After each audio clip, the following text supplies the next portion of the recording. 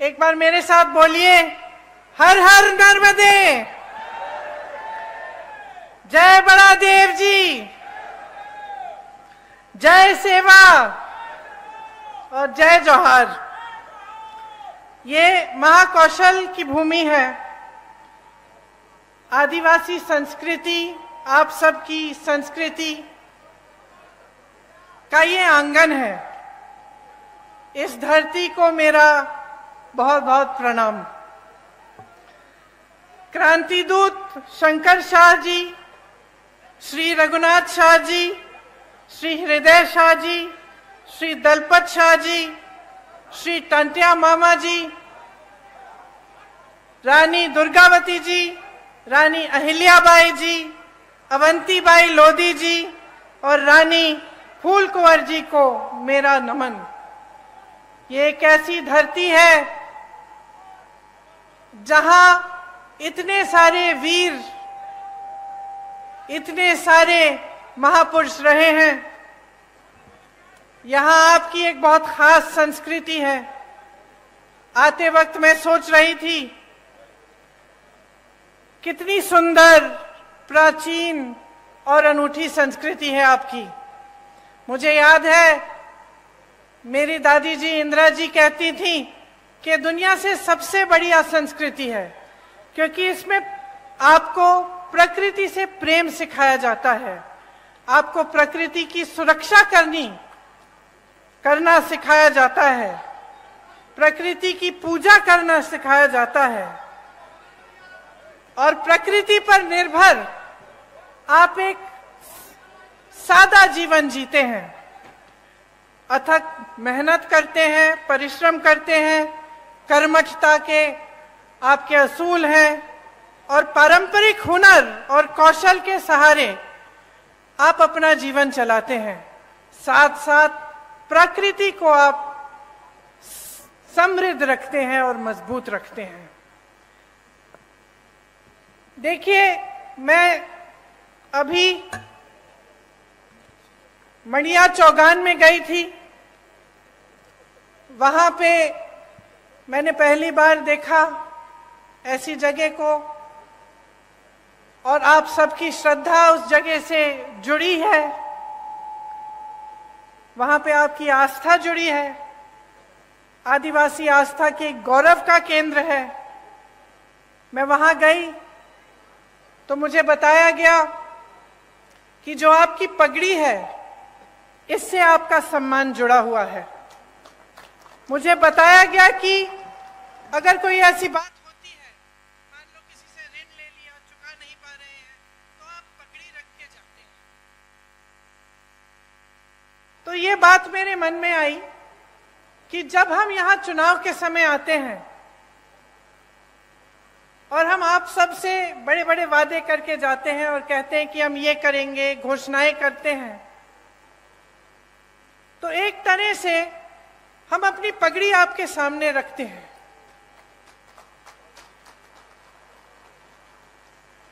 हम ये बात कर रहे हैं कि अगर हम ये नहीं पूरा करेंगे जो हम बातें यहाँ पे आपके सामने हम कर रहे हैं, तो हमारा सम्मान जाएगा। तो आज इसी भावना से मैं आपके सामने खड़ी हूं। आपने, कई वक्ताओं ने इंदिरा जी की बात की। इंदिरा जी मेरी दादी तो थी, लेकिन जैसे आपने कहा, आपने उनको इंदिरा माता कहा। शायद जो बुजुर्ग हैं उनको याद भी होगा उनके बारे में। तो आप सब अगर आज यहां मेरी बातों को सुनने आए हैं, तो उसमें ये बात भी है कि मैं उनकी पोती हूं, मेरी शक्ल थोड़ी बहुत उनसे मिलती जुलती है, तो मुझे देखने के लिए आप आए हैं, मैं जानती हूं। लेकिन एक बहुत गहरी बात भी है, जो सिर्फ मेरी शक्ल उनकी पोती होने के नाते नहीं है। और वो गहरी बात यह है कि आपको इंदिरा जी में भरोसा था। भरोसा इसलिए था क्योंकि इंदिरा जी ने आपके लिए काम करके दिखाया। आप उनको माता कहते थे, तो इसलिए कहते थे कि आपकी श्रद्धा उनसे भी जुड़ी हुई थी। और मेरे लिए ये एक बहुत बड़ी जिम्मेदारी है एक बहुत बड़ी जिम्मेदारी है कि आज मैं यहाँ आपके सामने खड़ी हूं। आपने मेरी दादी जी को माता जी माना, और मैं यहाँ खड़े होकर आपके सामने कुछ बातें कर रही हूं, तो ये मेरी जिम्मेदारी बनती है कि मैं जो बात कहूं आपसे वो सच बात हो, वो सही बात हो, और वो आपके लिए ही बात हो, जो आपको आगे बढ़ा पाए, और जो काम इंदिरा जी ने शुरू किया था उसको आगे बढ़ाने वाली बात हो। आपको याद होगा कि इंदिरा जी ने आपको पट्टे दिलवाए थे, याद है कि नहीं? याद है। किस भावना से दिलवाए? इसी भावना से दिलवाए कि ये आपकी जमीन है, ये आपका सम्मान है, ये आपसे जुड़ी हुई बातें हैं, और आपको पूरी तरह से की शक्ति आपके हाथों में मिलनी चाहिए। कांग्रेस पार्टी की यही परंपरा रही है, यही असूल रहे हैं, और हम चाहते हैं कि जो संपत्ति है देश की, प्रदेश की, आपके जिले की, ये संपत्ति आपके हाथों में जाए। हम चाहते हैं कि आप मजबूत बने, आपकी शक्ति आपको मिले। और जब आप यहाँ पे चुनाव के बारे में बातें सुनने आते हैं, मेरी भी, अनेक अलग अलग पार्टियों के नेताओं की, तो आप हमेशा एक बात को अपने ध्यान में रखिए कि क्या ये लोग आपकी शक्ति आपके हाथों में देंगे कि नहीं देंगे। अब कांग्रेस की जो परंपरा रही है उसको आप देखिए। आपके लिए वन अधिकार का कानून लाया गया ताकि वन पर सबसे पहले आपका अधिकार बने, क्योंकि यही आपकी मूल संस्कृति रही है और एक तरह से मनुष्यता की मूल संस्कृति रही है। तो इसको बचाने के लिए और मजबूत करने के लिए आपको वन का अधिकार दिया गया था। जो भी नेता यहाँ आता है, मैं जानती हूं ये 3 शब्द बोल के जरूर जाता होगा, जल, जंगल और जमीन, है कि नहीं? बोलते हैं ना। लेकिन इसके नीचे क्या अर्थ है, इसको समझना बहुत जरूरी है। क्या नेता गहराई से बोल रहा है या आपके सामने एक जुमला बना के छोड़ दिया है? आपको मालूम होगा कि कांग्रेस की सरकार ने आपको ये वन अधिकार दिलाकर जल, जंगल और जमीन पर आपको अपना अधिकार लौटाया। मनरेगा लाए, मनरेगा से ग्रामीण रोजगार बने। जो पलायन की बात कमलनाथ जी ने की, पलायन किस लिए होता है? पलायन इसलिए होता है जब ग्रामीण रोजगार नहीं बनता, जब आपके इलाके में, आपके गांव में, आपके जिले में रोजगार नहीं मिलता, तभी तो बच्चा सोचता है कि घर छोड़ के बड़ी शहर में नौकरी ढूंढेगा, क्योंकि यहाँ नहीं मिल रही है। तो मनरेगा किस लिए बनाया गया था? आपको मजबूत बनाने के लिए, ताकि आपको रोजगार गांव में मिले, ताकि आपको पलायन करना नहीं पड़े। आज पलायन बहुत बड़ी समस्या है यहाँ की। भोजन का अधिकार का कानून मिला आपको, इससे आपके बच्चों को जो भोजन का अधिकार है वो दिया गया कि सरकार की जिम्मेदारी बनती है कि आपको भोजन मिलना है। पंचायत व्यवस्था को कांग्रेस की सरकारों ने मजबूत किया। जो पैसा पंचायत को आना चाहिए था वो आया। पंचायत में जो निर्णय लेने चाहिए थे कि आपके यहाँ कुछ काम कराना है या कोई समस्या है, उसको सुलझाने के लिए वो पंचायत में ही लिया जाए, ये कांग्रेस की सोच थी। इन सब चीजों से आपके हाथ मजबूत हुए। अब आप अगर देखें, आपने देखे होंगे इतने सारे जो वीडियो वायरल हुए हैं, देश में प्रदेश में सबसे ज्यादा बच्चियों को यहीं पे मध्य प्रदेश में यहीं पे गायब हो रही हैं।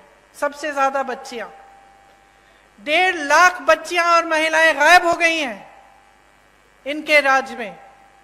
हर रोज 17 बलात्कार होते हैं। आप सोचिए बहनें, हर रोज जब आपकी बच्चियां बाहर निकलती हैं आपको डर लगता होगा कि आएंगी वापस कि नहीं, या कुछ हो तो नहीं जाएगा। ये सरकार चल रही है। उज्जैन की घटना तो आपने देखी ही है।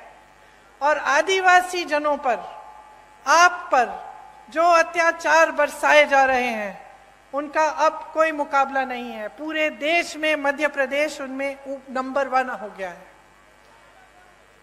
तो देखिए यहाँ की जो परिस्थितियां हैं वो मुश्किल होती चली जा रही हैं। आपको रोजगार नहीं मिल रहा है, आपको वन पर अधिकार नहीं मिल रहे हैं, यहाँ पे अत्याचार बढ़ रहे हैं। तो पलायन तो होगा ही ना। ये देखकर इतना दुख होता है कि ऐसे बड़े बड़े शहीदों की धरती पर यहां से लोग छोड़ के जा रहे हैं रोजगार लेने के लिए, और यहां पर रोजगार आपके लिए पैदा नहीं कर रहे हैं। 18 सालों से भाजपा की सरकार है, रोजगार के मौके नहीं बने, सिर्फ लूट में व्यस्त रहे हैं ये लोग। जिस तरफ आप देखें वहां घोटाला ही घोटाला, और जब चुनाव आता है आपका ध्यान भटकाया जाता है, धर्म की बातें हो जाती हैं और इधर उधर की बातें होती हैं जिससे आपके जज्बात जुड़े होते हैं। तो बहनों, आपको बहुत सतर्क रहना पड़ेगा, आपको समझना पड़ेगा कि इधर उधर की बातों से सिर्फ आपका ध्यान भटकाया जाता है। और सबसे जरूरी बात यह है कि यहां पर महंगाई कैसे कम होगी, आपके लिए रोजगार कैसे बनेगा, आपकी संस्कृति का बचाव कैसे होगा, और आप यहां पर विकास कैसे आएगा ताकि आप यहां पे आगे बढ़ पाएंगे।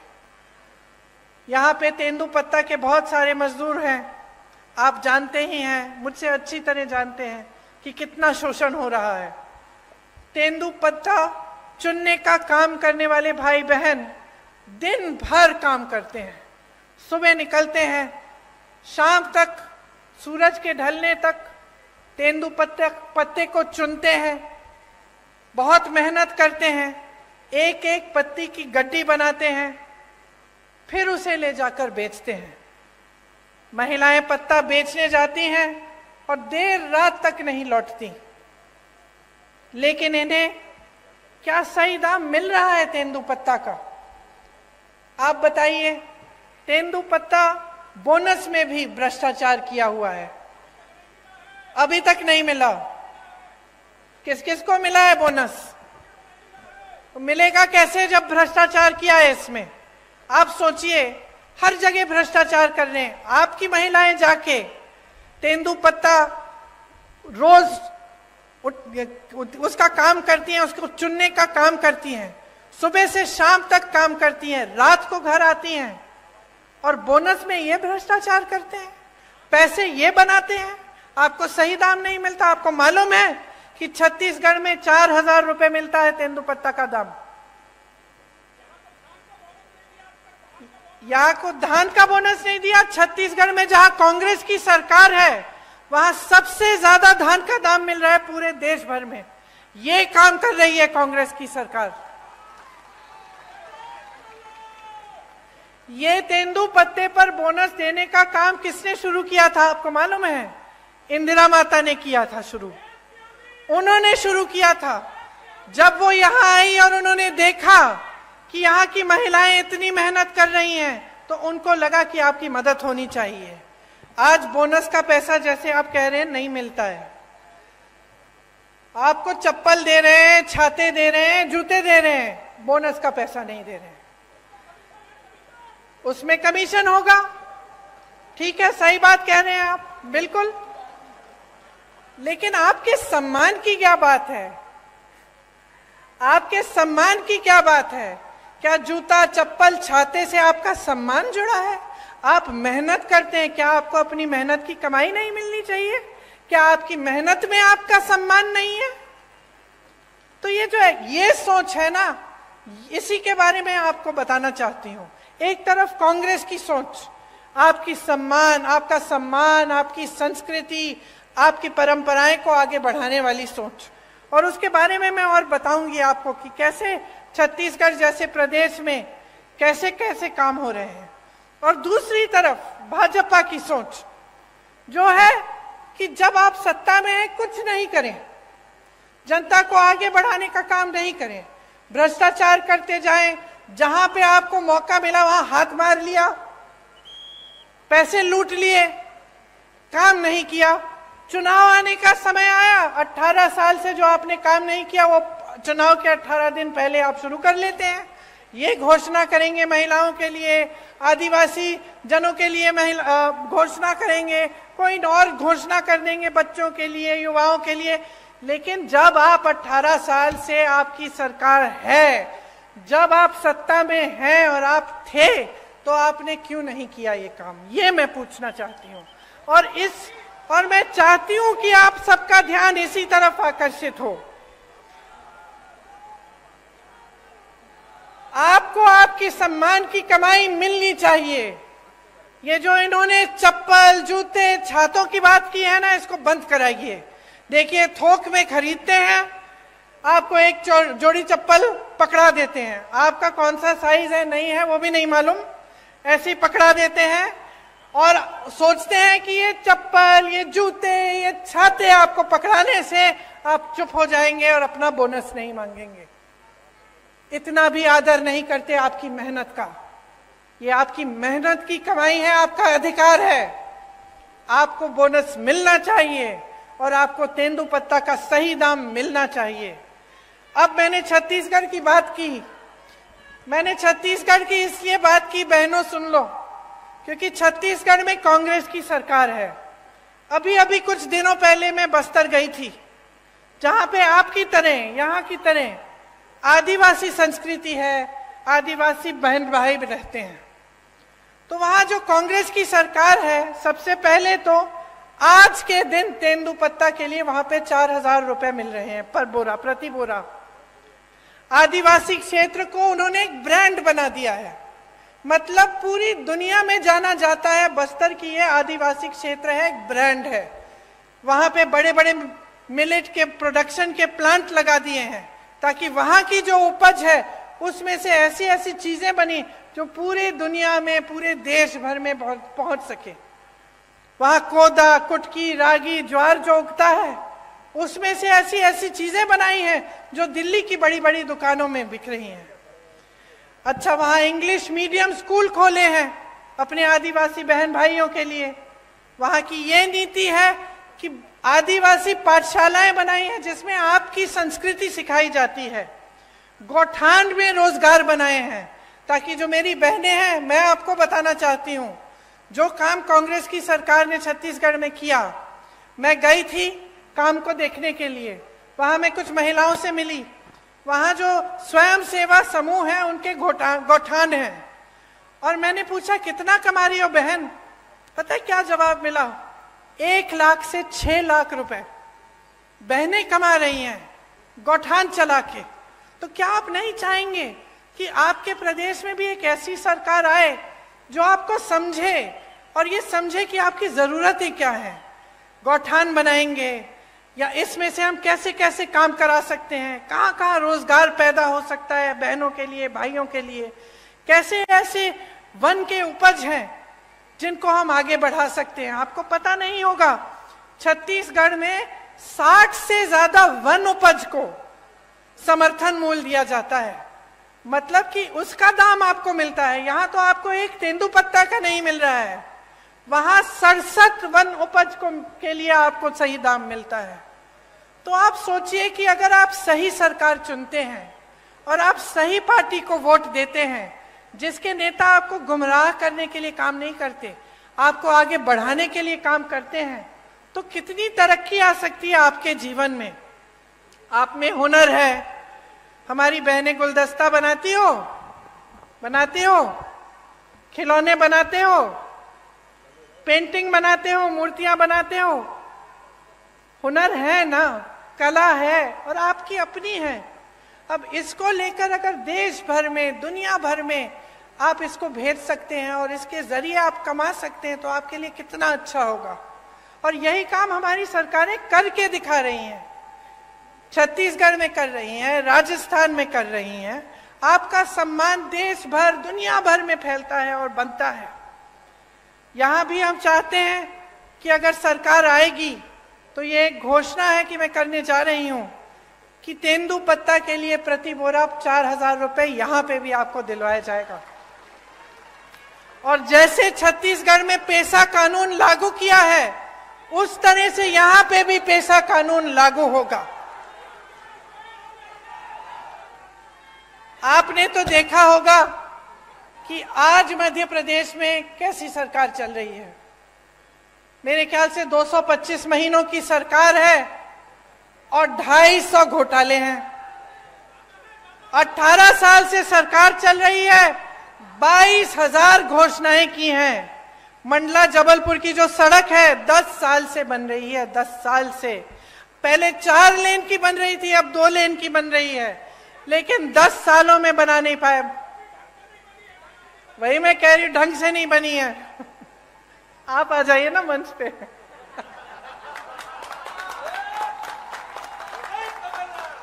मुझे बताते रहिए। यहाँ की सड़क की तो ये स्थिति है कि गडकरी जी जो मंत्री हैं, जो सड़क बनवाते हैं, उनको आकर माफी मांगनी पड़ी आपके सामने। ये बात है, आप सोचिए। इतने सारे घोटाले, बच्चों के पोषण में घोटाला, मिड डे मील में घोटाला, सर्व शिक्षा अभियान में घोटाला, स्कॉलरशिप में घोटाला, भर्ती परीक्षाओं में घोटाला, तो बच्चों का भविष्य क्या है? आप बताइए बहन, आप ऐसे कर रही हैं, क्या भविष्य है? आप अपनी बच्चों के लिए मेहनत करती हैं कि नहीं? मेहनत करती हैं, मेहनत से उनका पालन पोषण करती हैं। तमाम दुनिया भर की समस्याएं होती है, लेकिन माँ बाप क्या चाहते हैं कि बच्चों की परवरिश ठीक ढंग से हो, बच्चे आगे बढ़े। लेकिन आपको अंधकार ही अंधकार दिख रहा है। जब आपके स्कूल में पोषण पर घोटाला हो रहा है, जब स्कॉलरशिप पे घोटाला है, जब भर्ती की परीक्षाओं में घोटाला है, तो बेचारा नौजवान करे क्या? स्कूल करता है, पढ़ाई करता है, अच्छे अच्छे अंक भी लाता है, आगे जाकर फीस भरता है, ट्यूशन करेगा, भर्ती परीक्षा के लिए तैयारी करेगा बेचारा। माँ बाप कभी कभी घर से बाहर भी भेज देते हैं, दूर कहीं पे ट्यूशन सेंटर में, किसी शहर के अंदर की, जा बेटा पढ़ ले, अच्छा भविष्य बनेगा। और फिर क्या होता है? उसमें घोटाला हो जाता है, हर स्तर पर घोटाला। तो बेचारा परीक्षा देता है, परीक्षा में पास भी हो जाता है, लेकिन नियुक्ति नहीं होती, क्योंकि घोटाला हो जाता है, सब कुछ बंद हो जाता है। तो जब अगली पीढ़ी, आने वाली पीढ़ी के लिए भी कुछ भविष्य में दिख नहीं रहा है, उम्मीद ही नहीं रही, तो आगे कैसे बढ़ पाओगे? आपका विकास कैसे हो पाएगा? सबसे बड़ा व्यापम का जो घोटाला हुआ यहाँ, पता नहीं कितने लोग मर गए उसमें, किसी ने इंक्वायरी, जांच तक भी नहीं कराई, और वही सरकार चली जा रही है। मां नर्मदा पे घोटाला, महाकाल में घोटाला, मंदिर में जो मूर्तियां लगाई हैं उस पर भी घोटाला। तो थक नहीं गए हो आप? थक गए हो ना? क्योंकि आखिर देखिए, जो नेता होते हैं, राजनीति में आते हैं, किस लिए आते हैं? ज्यादातर तो ये भावना रख के आते हैं कि कुछ सेवा करेंगे, आपको आगे बढ़ाएंगे, और आपको भी उनसे कुछ उम्मीद रहती है कि ठीक है, ये मेरे गांव का एक नेता है, हमें मेरे करेगा, है कि नहीं? लेकिन जब आपको दिखता है कि चाहे कुछ भी मंच पे आकर कुछ भी कह रहे हैं, आपको कुछ भी कहानियां सुना रहे हैं, लेकिन सच्चाई इनकी कुछ और है। जब आपको दिख रहा है कि सालों से, 10 सालों से आपकी सड़क नहीं बन पा रही है, जब आपको दिख रहा है कि यहाँ नर्मदा मैया में घोटाला हो रहा है, आपके बच्चे आगे बढ़ नहीं पा रहे हैं, यहाँ से पलायन करके चले जा रहे हैं बड़े बड़े शहरों में भटकते हुए नौकरी ढूंढने के लिए, तो क्या आप नहीं सोचते कि बहुत हो गया है, कि अब सरकार बदलने का समय आ गया है? जिन्होंने भ्रष्टाचार किया है उनको सबक सिखाने का समय आ गया है, और एक ऐसी सरकार लाने का समय आ गया है जो आपके लिए काम करे। मैं तो ये भी नहीं कह रही हूं कि मेरी बातों पर चलो, अपना अनुभव होगा ना आपका। अब आप बताओ, आपके जीवन में तरक्की आई है क्या इन सालों में? जो छोटे दुकानदार हैं, छोटे उद्योगपति हैं, क्या आपका बिजनेस बढ़ा है? नहीं बढ़ा। जो किसान बैठे हैं, उनकी खेती, क्या उससे खेती से उम्मीद रख सकते हैं कि उनको सहायता मिलेगी सरकार की, कि रोजगार बनेंगे और मजबूत, कि कमाई अच्छी होगी? क्या उम्मीद रखते हो आप? और महंगाई कितनी बढ़ी है आप बताओ? महंगाई को कम करने का काम किया है इन्होंने? नहीं किया। आज देखिए क्या कह रहे हैं आपको, कि आपको सिलेंडर देंगे 500 रुपए में, कह रहे हैं। अच्छा बहनों, आप में से कितनों के नाम में सिलेंडर है आज? नहीं है ना? परिवार के नाम में होगा सिलेंडर। अब जब आप सिलेंडर लेने जाती हैं तो क्या होता है? आप सोचती हैं कि चलिए अपने नाम में बदलवा दें, क्योंकि उन्होंने कहा है सिर्फ महिलाओं को मिलेगा। आप सोचती हैं कि चलो परिवार का सिलेंडर है, अपने नाम में डलवा दें, और जब डलवाने के लिए जाते हैं तो कितना मांगते हैं आपसे? 4,000 रुपए। तो पहले कहते हैं कि आपको मुफ्त में से, मतलब आपको 500 रुपए में सिलेंडर दे रहे हैं। ठीक है, उनको अच्छी तरह मालूम है कि ज्यादातर परिवारों का सिलेंडर महिलाओं के नाम नहीं है। फिर आप जब बदलने जाते हैं तो आपसे 4,000 रुपए मांगते हैं।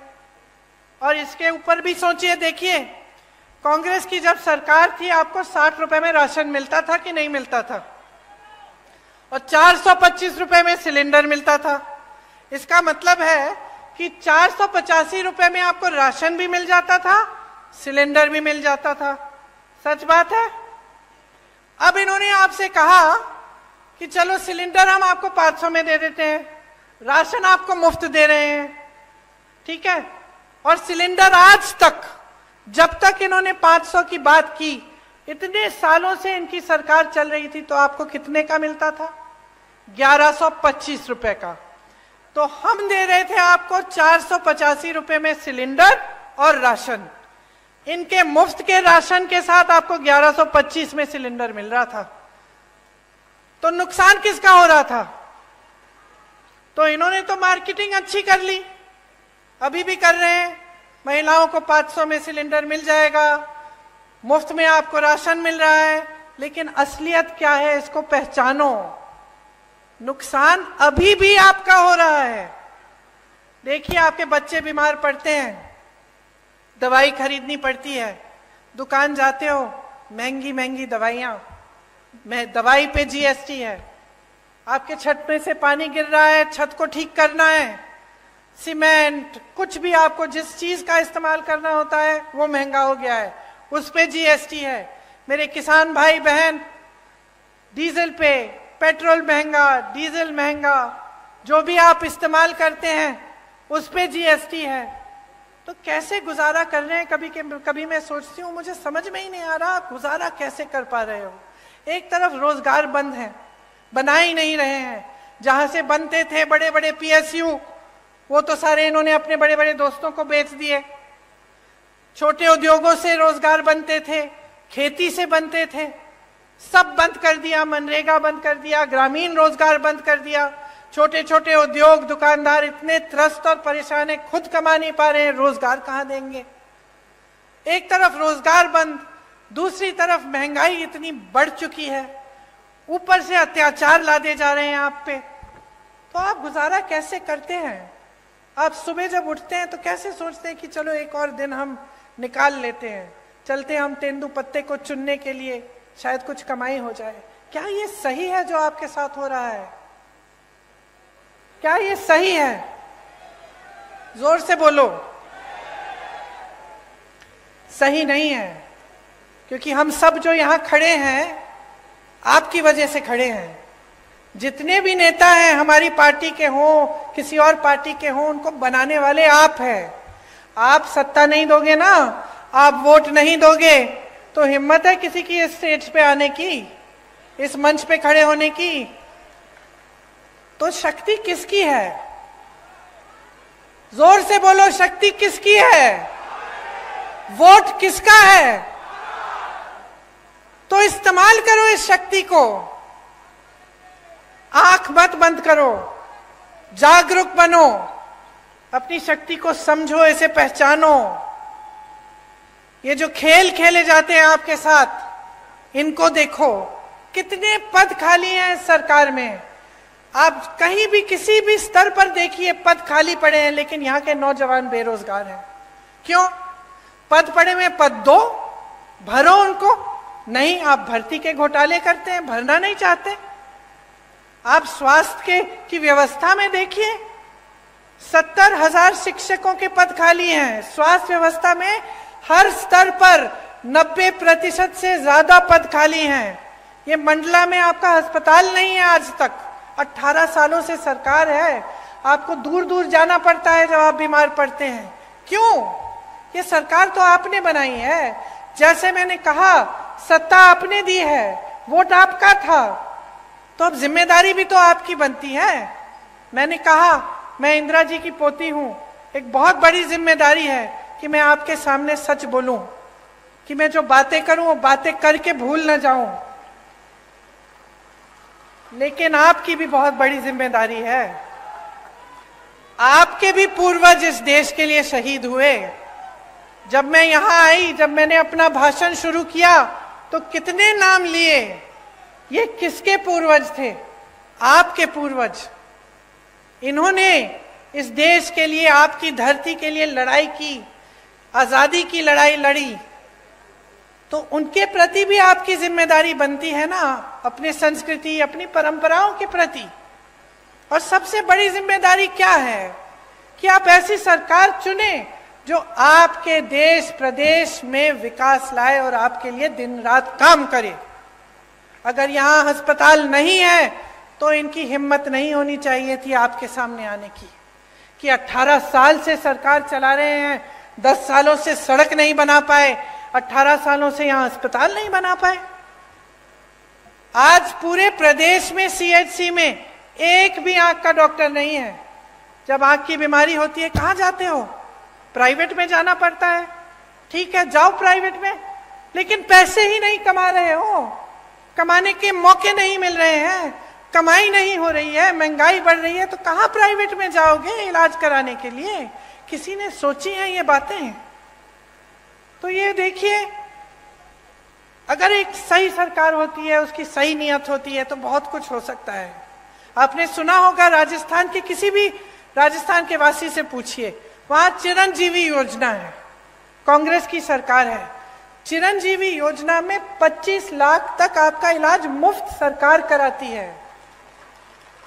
मैं तो हार्ट पेशेंट से मिली हूं वहां, कि उनकी पूरी हार्ट की सर्जरी, दिल की सर्जरी की है और सरकार ने पूरे पैसे भरे उसके लिए, 15 लाख रुपए। इसी तरह से छत्तीसगढ़ में भी ऐसी योजनाएं हैं जिससे इलाज मुफ्त हो रहा है। मैं एक बच्चे से मिली, उसको एक खून की बीमारी थी, उसके पिताजी हाथ जोड़ के कह रहे थे कि कांग्रेस की सरकार ने इसका पूरा इलाज कर दिया है। रोजगार बनाने का काम सरकार की जिम्मेदारी होती है, नौजवानों का जो भविष्य है वो सरकार की जिम्मेदारी है।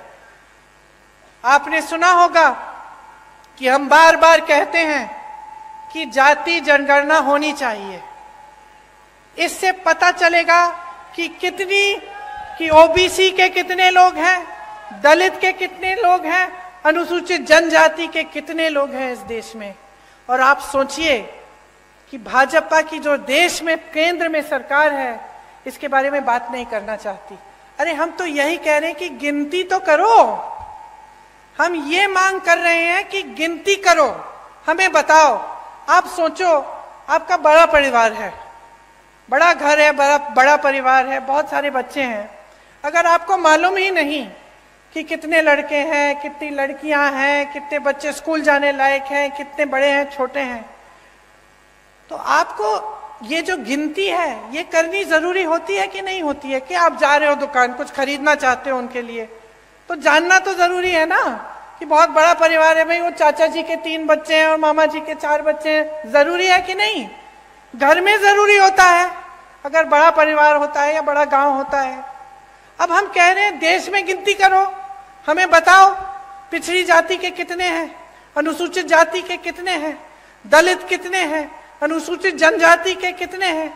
गिनती करो, तभी हमें पता चलेगा कि इनके साथ सही न्याय हो रहा है कि नहीं हो रहा है। क्योंकि आज न्याय नहीं हो रहा है। बिहार में ये गिनती की गई जिसे जनगणना कहते हैं, क्या पता चला? 84% लोग ओबीसी, दलित और अनुसूचित जनजाति के हैं, ये पता चला। अब जब देखा कि पद कितने कितने लोगों के पास है, बड़े बड़े पद, चाहे अधिकारी हो चाहे किसी भी क्षेत्र में हो, तो पता चला कि कहीं नहीं है। जिन लोगों की आबादी ज्यादा है उनको पद नहीं मिल रहे हैं, उनको मौके नहीं मिल रहे हैं। तो जब हम कहते हैं कि जाति जनगणना करो, हम सिर्फ ये कह रहे हैं कि भाई गिनती करो ताकि न्याय हो सके, ताकि जितने ओबीसी हैं उनको न्याय मिल सके, जितने अनुसूचित जनजाति के लोग हैं उनको न्याय मिल सके। जब हम नौकरियों की बात करते हैं, रोजगार की बात करते हैं, आरक्षण की बात करते हैं, तो ये सब हो सके। लेकिन ये सरकार इतना भी नहीं करना चाहती। ये इतना भी नहीं करना चाहते, कहते हैं कि हम ये कह रहे हैं क्योंकि हम जनता और समाज को बांटना चाहते हैं इसलिए। लेकिन हम इसलिए कह रहे हैं क्योंकि हम न्याय दिलवाना चाहते हैं, और ये इसलिए नहीं कर रहे हैं क्योंकि ये न्याय नहीं दिलवाना चाहते हैं। आज किसान परेशान है, यहाँ के मेरी आदिवासी बहन भाई परेशान हैं, नौजवान परेशान हैं। तो आप सोच समझ के अपना वोट डालिए, क्योंकि इस वोट से आपके अगले 5 साल तय होंगे। आपके बच्चों का भविष्य क्या होने वाला है वो तय होगा। 1.5 साल में कांग्रेस पार्टी ने यहां कितने काम किए?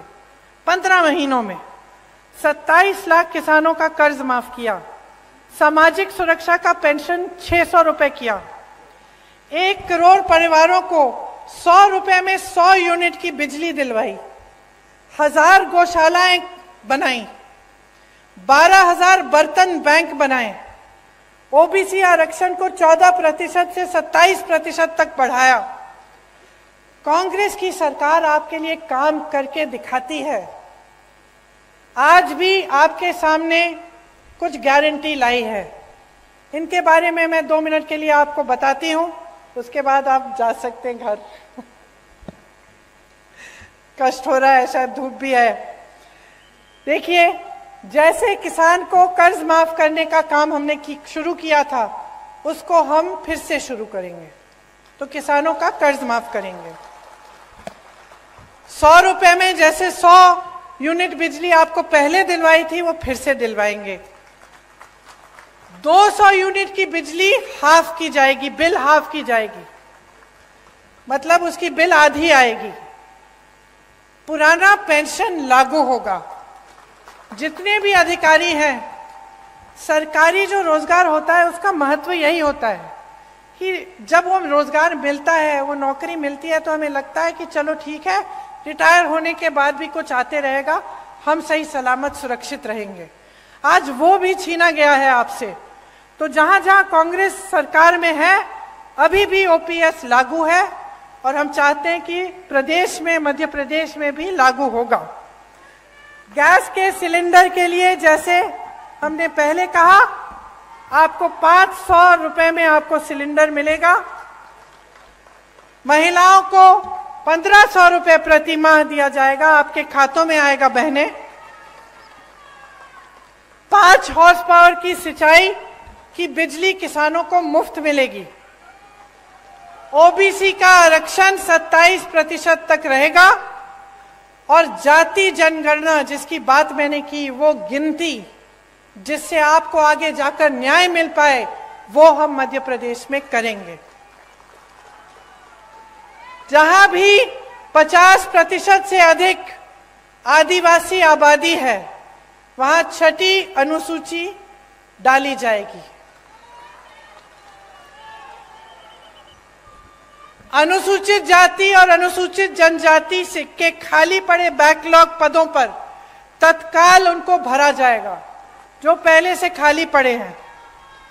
पीएम आवास योजना में जो शहर और देहात में आपको अलग अलग धनराशि मिलती है, तो शहर में आपको अगर घर बनाना हो या कुछ बनाना हो, वहां अलग धनराशि, गांव में आपको कम मिलती है। लेकिन सीमेंट, सरिया, बालू का दाम तो गांव में भी उतना होता है, बल्कि गांव में जब आपको ढुलाई करवानी पड़ती है, तो आपको दूर जाना पड़ता है। तो एक तरह से आपको और भी दिक्कत होती है। तो हमने तय किया है कि जो पीएम आवास योजना में जितना शहर में मिलता है, उतना ही आपको गांव में धनराशि मिलेगी। देखिए, आपने पिछले चुनाव में, अच्छा एक और घोषणा है जो अभी अभी बताई गई मुझे, इसमें बच्चों की जो शिक्षा है, पहली कक्षा से लेकर 12वीं तक स्कूल की शिक्षा निशुल्क होगी। इस योजना का नाम रखा है पढ़ो और पढ़ाओ योजना। तो ये भी एक और घोषणा है। अब देखिए, पिछले चुनाव में आपने अपना जनादेश दिया। ये जनादेश क्या था? आपने कांग्रेस की सरकार चुनी।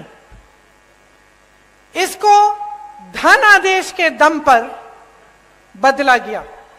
रिश्वत दी, हमारे विधायकों को खरीद लिया, कुछ लोग छोड़ के चले गए और एक नई सरकार बनी, भाजपा की सरकार बनी। अब आपने 3.5 सालों में इनकी नीयत देख ली है। क्या कह रहे हैं?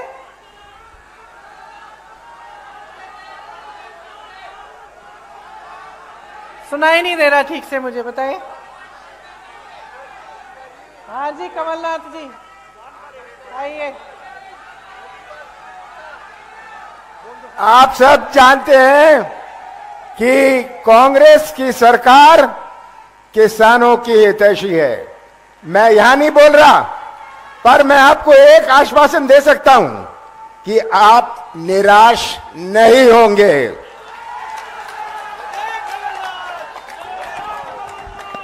तो देखिए, सीधी सीधी बात है, अपनी सच्चाई को समझो। जो आपकी असलियत है, जो आप जी रहे हो, उसको देखो। सुबह से शाम तक काम करते हो, मेहनत करते हो, क्या रोजगार नहीं मिल रहा है, महंगाई है, परेशान हो, जीवन में क्या तरक्की आई है, नहीं आई है। इन सबको देखते हुए अपना वोट दो। जो नेता है आपके सामने, उसकी नीयत समझो। जो पार्टी घोषणा कर रही है, उसका रिकॉर्ड देखो। अच्छा, ये घोषणा कर रहे हैं, इनके दूसरे प्रदेशों में देखो क्या हो रहा है। मैं कह रही हूं, अगर यहाँ पे 4,000 रुपए मिलेगा तेंदुपत्ता के लिए, तो देखो छत्तीसगढ़ में मिल रहा है। अगर धान की कीमत बढ़ाई जाएगी, तो देखो छत्तीसगढ़ में सबसे ज्यादा आज मिल रही है पूरे देश में। तो ये सब बातें देखिए, मेरा मानना है कि जनता से ज्यादा किसी में विवेक नहीं है, मेरा मानना है। और मैं, कोई कुछ भी कह ले, मैं जानती हूं कि आप में विवेक है, सबसे ज्यादा अनुभव है, और आप सच्चाई को अच्छी तरह से पहचानते हैं। अगर आज तक मेरी दादी इंदिरा जी को आप याद करते हैं, उनको माता कहते हैं, कि इसलिए क्योंकि आपने सच्चाई को पहचाना, आपने सही नियत को पहचाना। जो आपके लिए दिन रात काम करने के लिए तैयार था, उसको आपने देखा, आपने उन्हें आगे बढ़ाया, उन्होंने आपको आगे बढ़ाया। यही रिश्ता होना चाहिए नेता और जनता में, आप में और हम में। तो इसलिए आज यहां खड़े होकर मैं वोट नहीं, आपकी जागरूकता मांगती हूं आपसे। जागरूक बनो। अगर आप जागरूक बनोगे तो खुद समझ में आ जाएगा कि जिस दिन मध्य प्रदेश में कांग्रेस की सरकार आएगी, उस दिन से आपके लिए काम सही मायने में शुरू होगा और आपकी प्रगति होगी। इसीलिए चुनाव के दिन मेरी बातों को भूलना मत, अच्छी तरह से याद रखना। ये जो घोषणाएं हम कर रहे हैं, ये हम ऐसे नहीं कर रहे हैं, हमने प्रदेशों में करके दिखाया है। हमारा रिकॉर्ड देखिए, हमारी नियत को पहचानिए और खूब जोर से कांग्रेस पार्टी को वोट दीजिए। भारी से भारी बहुमत से जिताइए, ताकि एक ऐसी सरकार बने जिस पर आपको गर्व हो। I said 1 to 12. 1 to 12. 1 to 8 they are giving them 500 rupees. अच्छा। 500 rupees हर साल। Come on, you say. No, you have to. अच्छा, यहाँ एक और घोषणा है कि कांग्रेस सरकार में जो ये पढ़ो और पढ़ाओ योजना है, इसके तहत कक्षा 1 से कक्षा 8 तक बच्चों को हर साल 500 रुपए दिए जाएंगे। कक्षा 9 से 10 तक 1000 रुपए दिए जाएंगे हर महीने। तो यहाँ तो हर साल लिखा है, मैं सोच ही रही थी कि भाई कैसे हर साल, हर महीने यहाँ लिखा है। ये 500 रुपए हर महीने मिलेंगे। 9 से 10 तक हर बच्चे को हर महीने 1000 रुपए मिलेंगे और 11 से 12 कक्षा में हर बच्चे को 1500 रुपए हर महीने मिलेंगे।